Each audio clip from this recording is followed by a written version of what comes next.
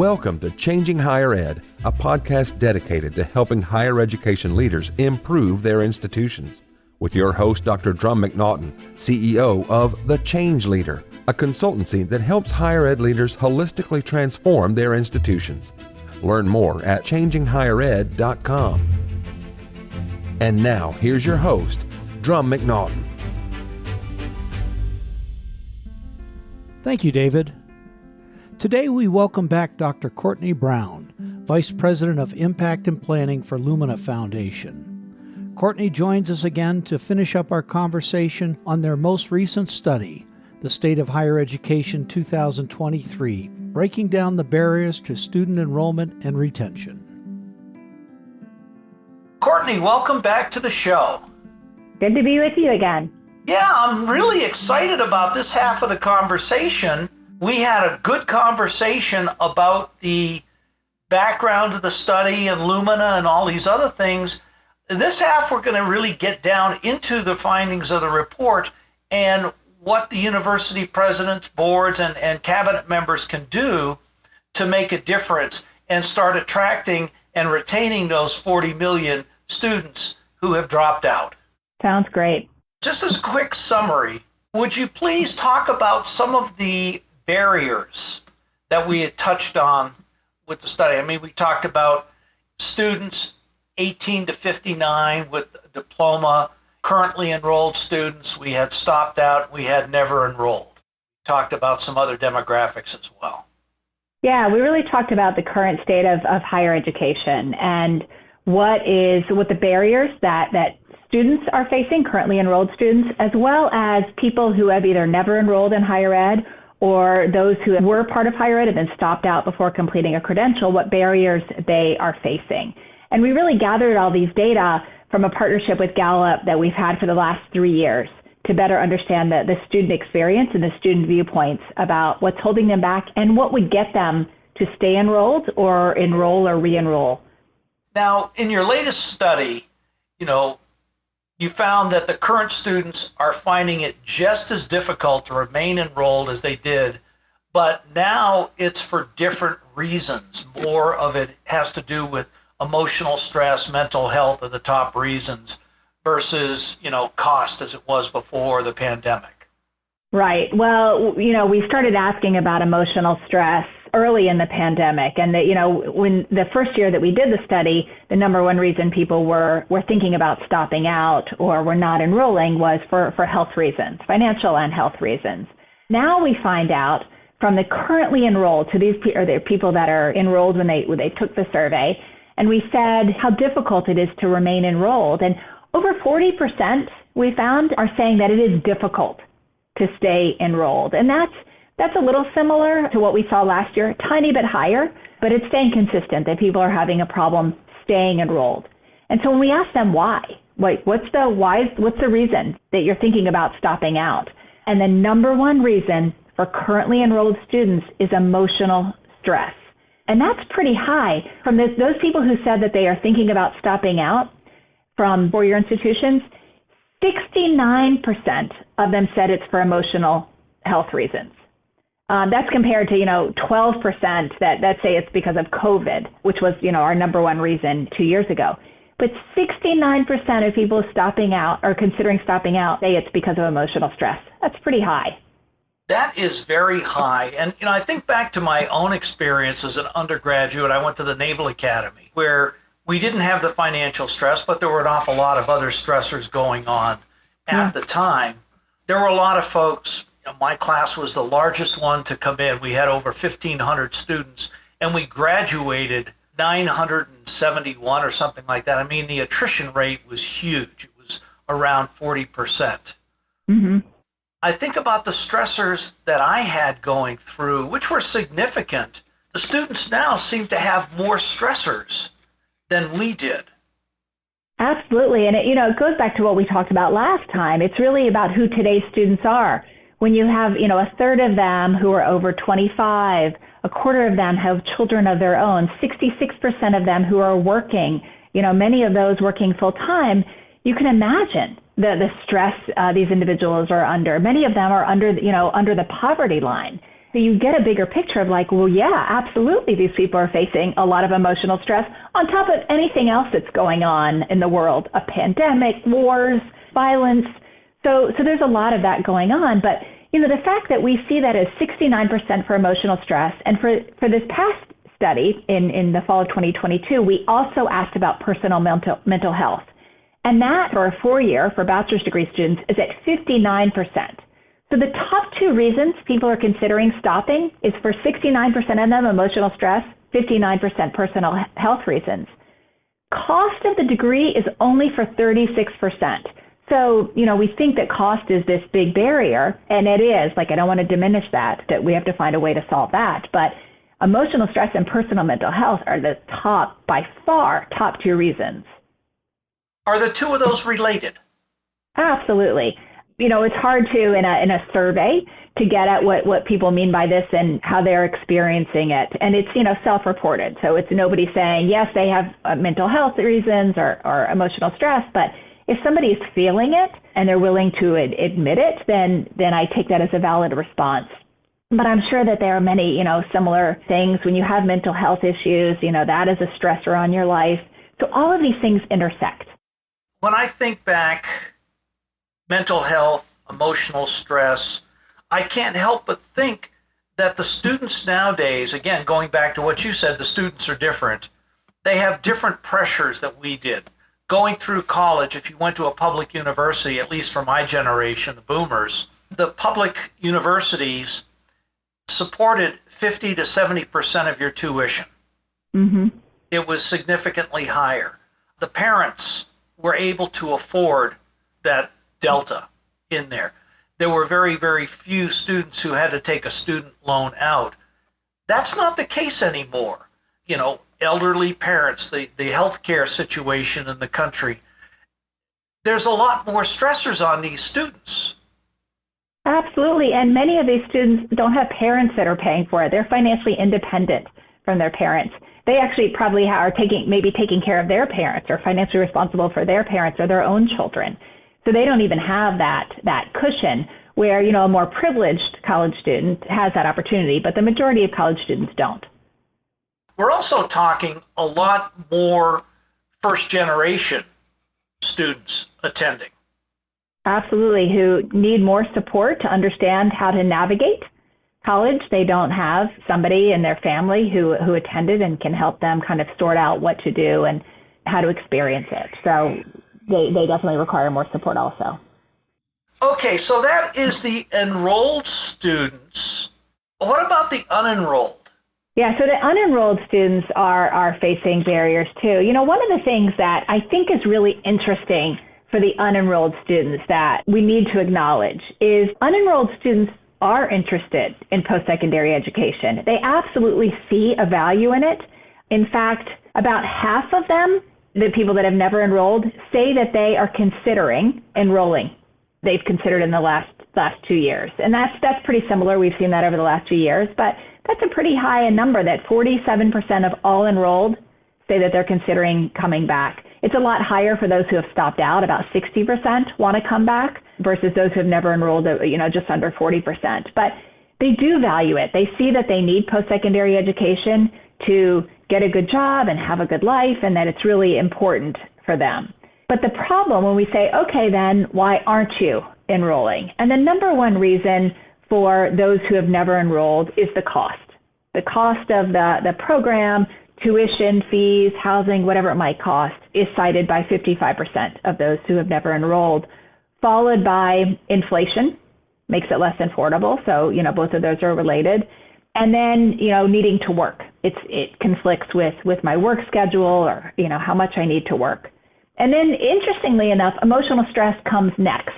So emotional stress is still cited by those people who have never enrolled, but the first ones are the cost of the degree, the work conflicts, inflation. And so it's no wonder that emotional stress is part of that also. If they're worried about inflation and worried about other things going on, then they have emotional stress. Well, and that makes perfect sense given, there is less financial aid coming from the states. The state schools are not picking up as much of the tuition. The cost of the tuition hasn't changed a whole bunch, the overall cost, but the allocation from the government paying it to the students paying it versus student loan has changed significantly. It has changed significantly, and it's not just the cost, it's the opportunity cost of not working at the same time. So they don't have that luxury of not working because they have to, pay the bills, get food on the table, childcare, and all of those other things. So those are definitely barriers. The interesting thing is, though, this enrolled students, when we ask them, what keeps you enrolled? What helps you stay enrolled? And besides the value they see, because we see enrolled students say, well, I see a great value in this degree. I know it's important to get, to have this to get a good job. The other number one reason, though, is their financial aid package. That's what's keeping students enrolled. So there is financial aid for students, and they see it as a great benefit to keep them persisting toward their credential. Which makes perfect sense. One of the things I found interesting when we spoke yesterday was student loan forgiveness, and there were some significantly high numbers around that. Students would be willing to come back to school if the student loans were completely or partially forgiven. Yeah, absolutely. So for the first time this past fall, we asked students about student loans. We said, if you have a student loan, and we asked those that had stopped out. So we talked, yesterday about the over 40 million students or people in the U.S. who started college and for whatever reason stopped out. And, it's imperative that we get many of these people back to complete a credential. They put in a lot of time and energy. And so we asked them, if some of your loan was forgiven, how likely would you be to re-enroll? And across the board, if we look at the very likely and the somewhat likely, almost 80% of students said that they would be likely or very likely to come back. When we asked specifically about bachelor's degree students, 75% said they would be likely or very likely to come back if some or all of their student loans were forgiven. That's a huge amount. And we asked specifically then, so what's the minimum percentage? What percentage of your loan would you need to be forgiven to re-enroll? And across the board for all students, 70% was the magic number. And that was lower for certification programs at about 66%, and bachelor's degree students say about 74%. So if 74% of bachelor's degree students' loans were forgiven, they would be likely or very likely to re-enroll, which is huge and a really important understanding and, one way to get these students to come back. Well, if in fact education is about public good versus the economic gain for the individual, and we know it's actually for both, it would make very good sense to get these, even if it's 75% of these students to come back. I mean, that's 30 million students. That's huge. Well, and you're ambitious. I think if we could even get, 10% of them to come back, that's 4 million more people in the U.S. that have a post-secondary credential. That's a lot of people to have a post-secondary credential. That's a small percentage. And there are a lot of those people that have what they call near completers. They have a lot of credit. And so how do we get them across the finish line? The problem, though, is these students have maybe a broken dream, right? Something about the system didn't work for them. So they're not low-hanging fruit. It's hard to reach them because they had maybe a bad experience.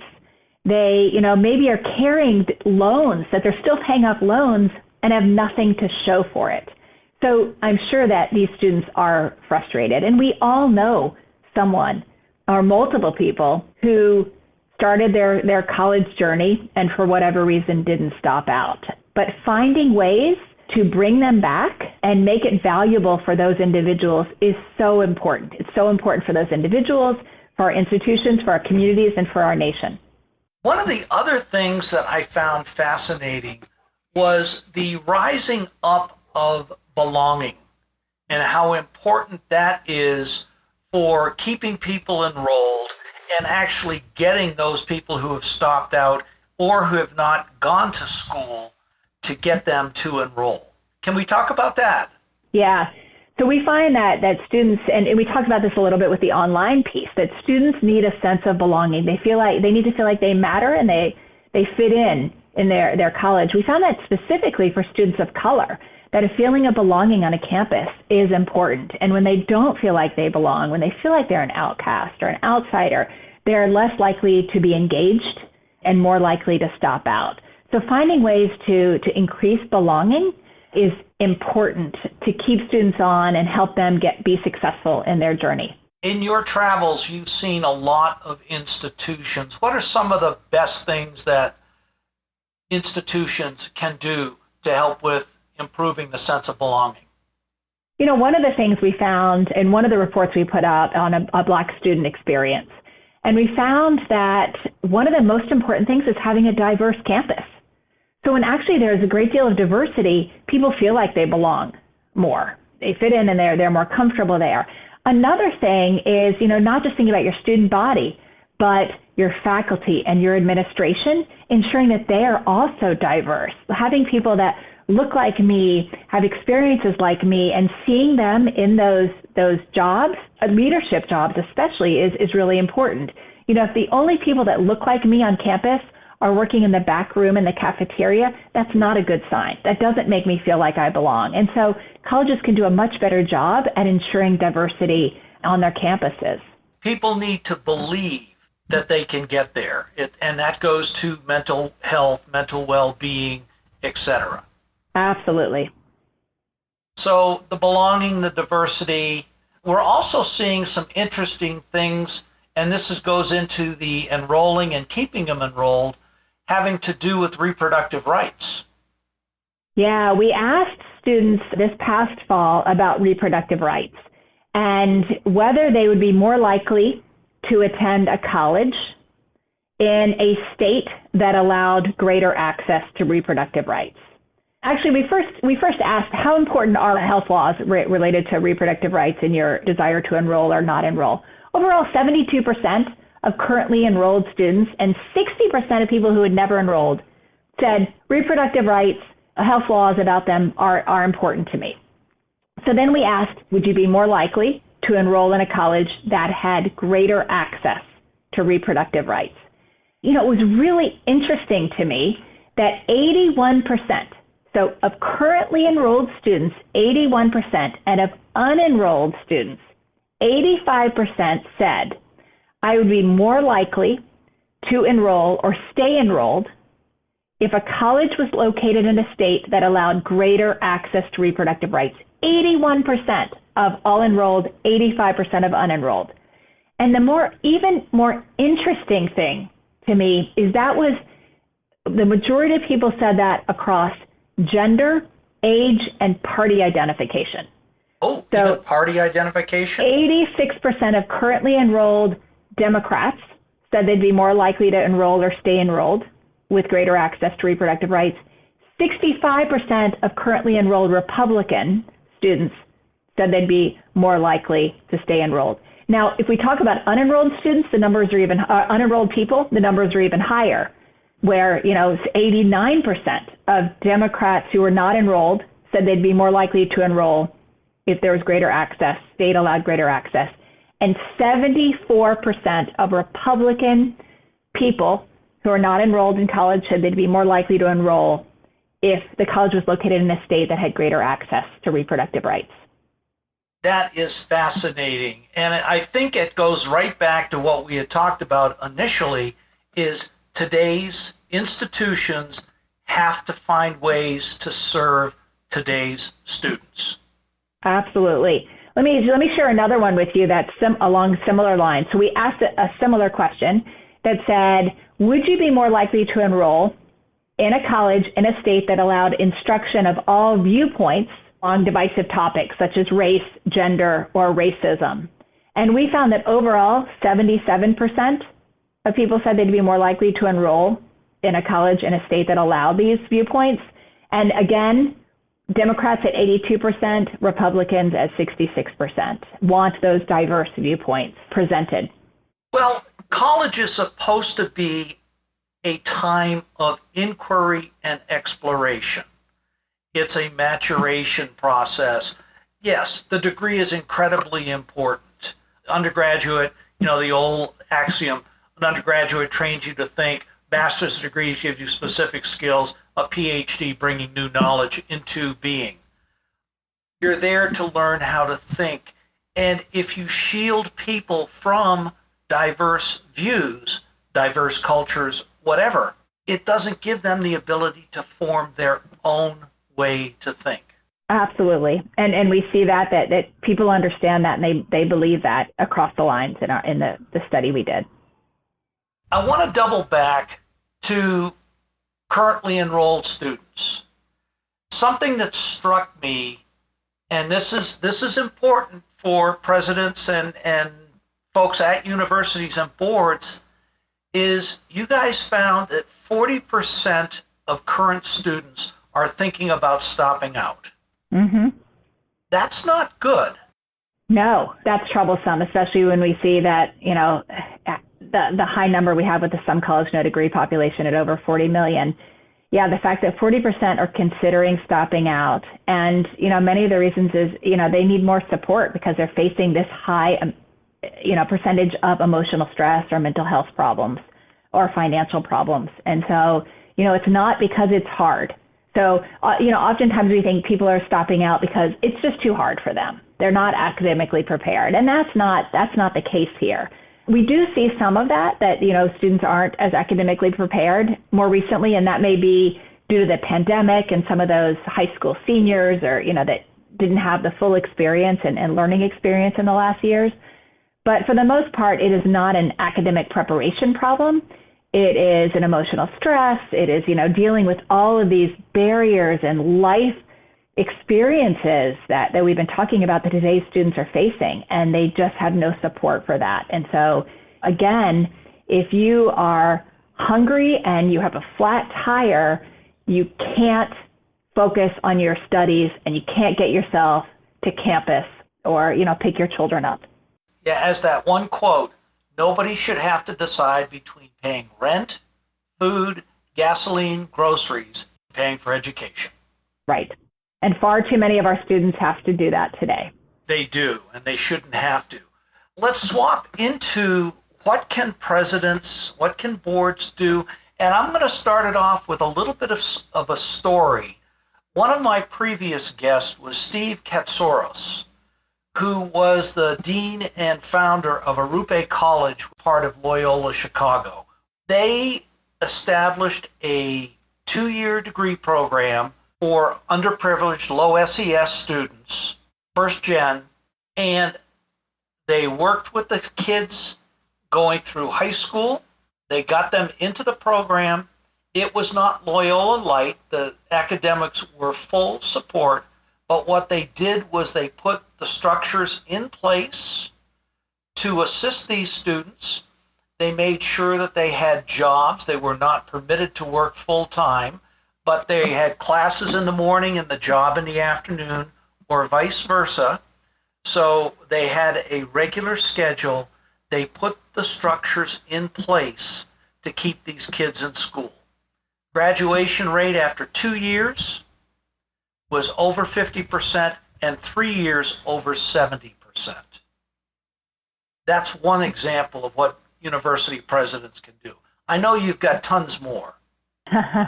Yeah, that's really impressive.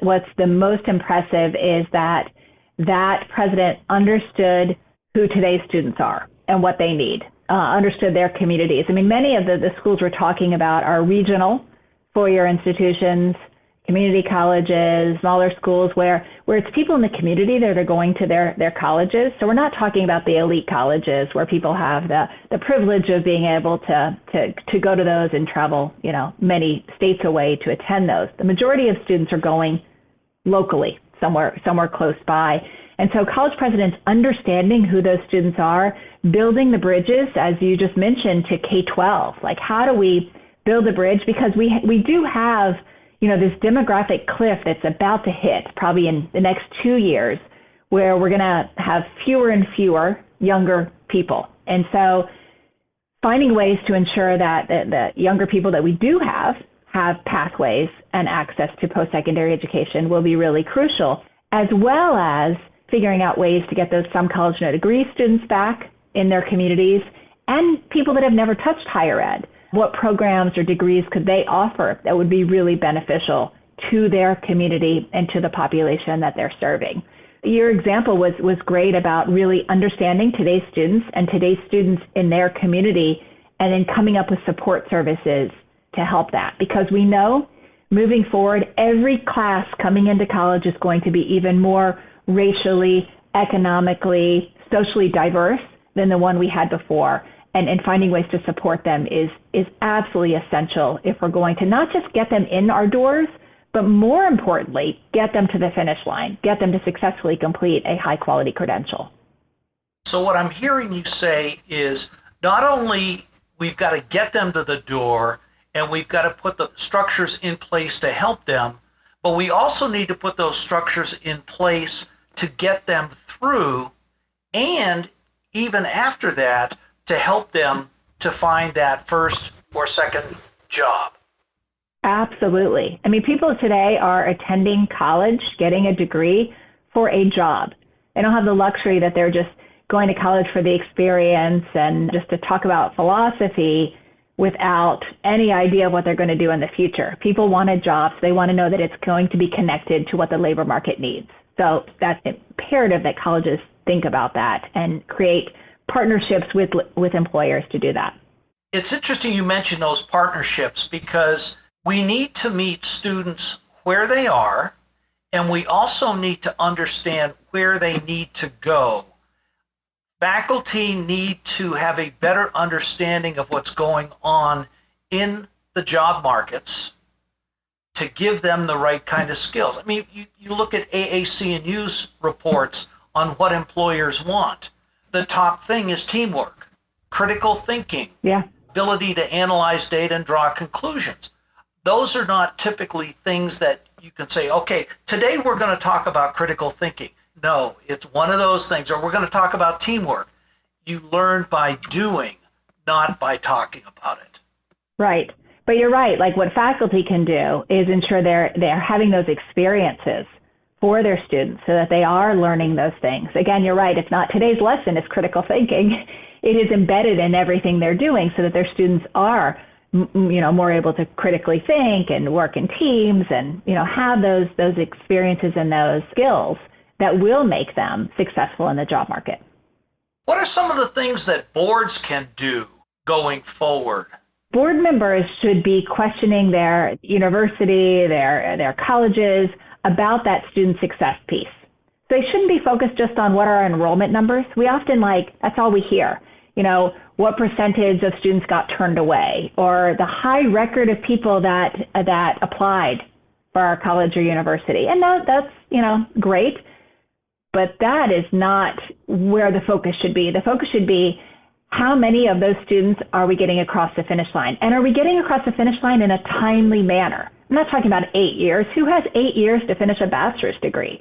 How many are we getting across the finish line in a reasonable time? And how many are successfully transitioning to the job market? Those are the questions boards should be asking and getting their universities to focus on to better support and have, a better student success record.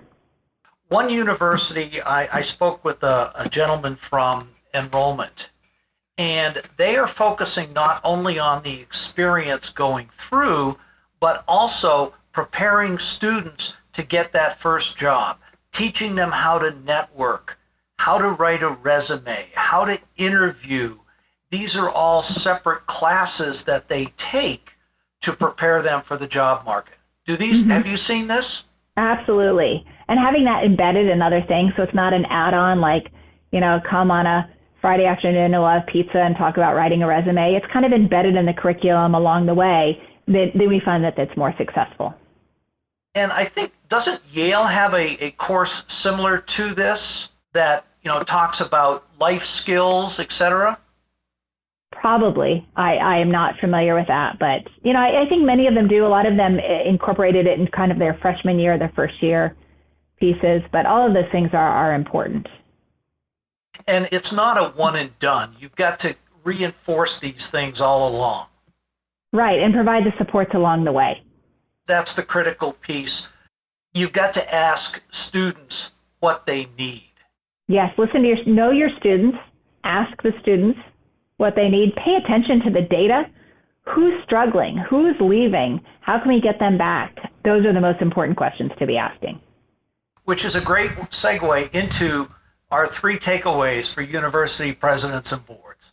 Yeah, well, I would reiterate some of the things we've just been talking about, but understand not just who you're serving today. So I think it's critically important to understand who are you serving, but also who are you not serving, and who do you need to be serving tomorrow to be planning for that, so that you can be successful and better serve your communities. As we talked about, every class coming in is going to be different and more diverse. And so having that look on the horizon about what's coming, and make sure that your college and university is set up to be successful moving forward, I think is really important. And then going back to understanding what barriers your students are facing. This report we did with Gallup over the last 3 years, has uncovered a lot of these barriers. None of them are shocking or surprising. Like, we know that finances are a big barrier. We know that, mental health and stresses are. But using that data and then finding ways to support your students is absolutely essential to be able to do that. And then I would say, we talked a bit about the some college, no degree students. Again, 25% of all 25 to 64-year-olds in our country started college and for whatever reason stopped out. Over 40 million people in the United States this applies to. How can we help these students come back and complete some quality credential? Will be good for them, in our communities, and our nation. It's absolutely essential. It is, the system failed over 40 million people, and we need to find a way to fix it, not just for those 40 million, but for everybody who's coming behind them. And then I would add a fourth, and I would just say, make sure that your credentials you're offering are valuable, that there is an ROI. People are investing a lot of money. We need to figure out a way to decrease those costs, but either way, it's a cost. Even if it's $100, there should be a value on the other end, that I'm going to be better equipped in the labor market. I can have a better job, a better life, because I have this credential, because I invested not just the money, but the time and the opportunity cost, because I couldn't get another job while I was doing this. So I think those are all really important things that we all need to just keep thinking about. And most colleges and universities are thinking about these things. They've got so many other demands on them, but continuing to focus on these will help us all be more successful. Thank you. Those are great takeaways. I'm going to add one more to that, and it has to do with asking students. How many boards do you see that a student is on the board? A lot of them. How many boards is the student a voting member of the board? Not nearly as many. University president should be meeting with the head of the student body at least once a month to find out what's going on. The board should have at least one student representative, and faculty as well, but at least one student representative, a voting member on the board. Listen to the students. They will tell you what it is they need and what it is that they're not getting. Absolutely. Yeah. So this has been fabulous, Courtney. So tell me, what's next for you? What's next for Lumina? So as I mentioned, Lumina set this goal for the nation in 2008 that by 2025, 60% of people in the U.S. would have a high-quality credential beyond high school. We are approaching that 2025 time, and we've made tremendous progress on attainment. As I mentioned, we're at 54% for the general population. We're actually at 56% for the younger population, for 25 to 34-year-olds, which is tremendous because that population actually had a lower attainment back in 2008 than the general population. So we're making incredible progress. We still have a few years to go, especially the data lags a little bit. So we have a few years to go.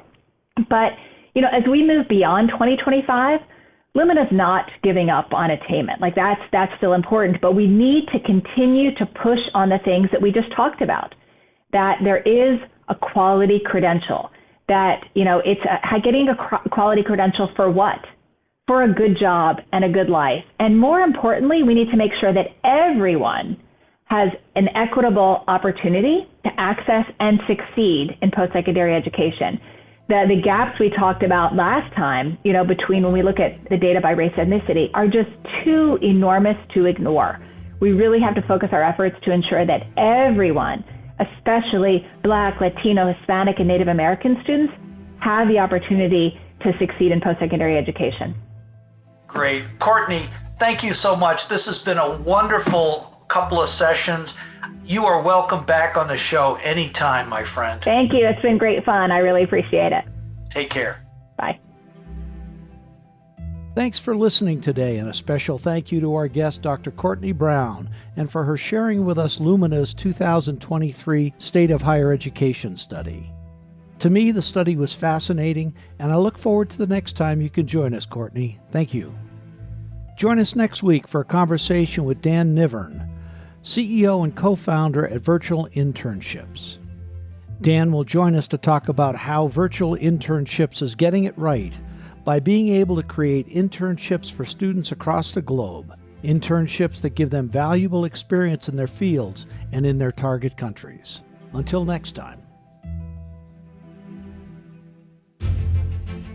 Changing Higher Ed is a production of The Change Leader, a consultancy committed to transforming higher ed institutions. Find more information about this topic, along with show notes on this episode at changinghighered.com. If you've enjoyed this podcast, please subscribe to the show, and we would also value your honest rating and review. Email any questions, comments, or recommendations for topics or guests to podcast@changinghighered.com. Changing Higher Ed is produced and hosted by Dr. Drumm McNaughton, post-production by David L. White.